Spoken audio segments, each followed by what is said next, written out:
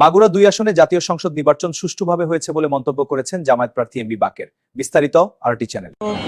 মাগুরা ২ নম্বর আসনের অধিবাসীবৃন্দ, সাংবাদিক বন্ধুরা যারা আমার বক্তব্য শুনছেন, সবাইকে আমি আমার পক্ষ থেকে ধন্যবাদ জানাচ্ছি। আমি অধ্যাপক এমবি বাকের দাঁড়িপাল্লা প্রতীকে মাগুরা ২ আসন থেকে নির্বাচন অংশগ্রহণ করেছি। আলহামদুলিল্লাহ, আজকে সকাল 7:30 থেকে 4:30 বিকাল 4:30 পর্যন্ত ভোট গ্রহণ হয়েছে সুন্দর পরিবেশে। আমি যতগুলো সেন্টার পরিদর্শন করেছি এবং আমাদের খোঁজখবর যা নিয়েছি, বড় ধরনের ঘটনা ছাড়াই সুন্দর পরিবেশে সুষ্ঠুভাবে এই ত্রয়োদশ নির্বাচন অনুষ্ঠিত হয়েছে। এই জন্যে আমি সবাইকে ধন্যবাদ জানাই।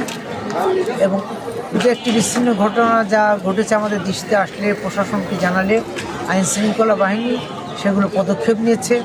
এজন্য আইনশৃঙ্খলা বাহিনীকে ধন্যবাদ জানাই, নির্বাচনী কর্মকর্তাবৃন্দকেও আমরা ধন্যবাদ জানাই।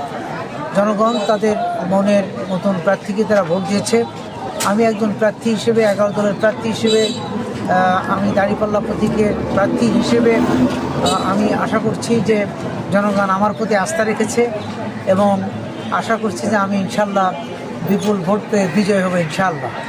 তো এখন রেজাল্ট আমাদের ঘর নেওয়ার সময় আমি দৃষ্টি আকর্ষণ করতে চাই যে জনগণ যে মতবাদ ব্যালটে ব্যক্ত করেছে, এর জন্য ব্যত্যয় না ঘটে, সঠিক রেজাল্টটি যেন জনগণের সামনে উপস্থাপন করা হয়।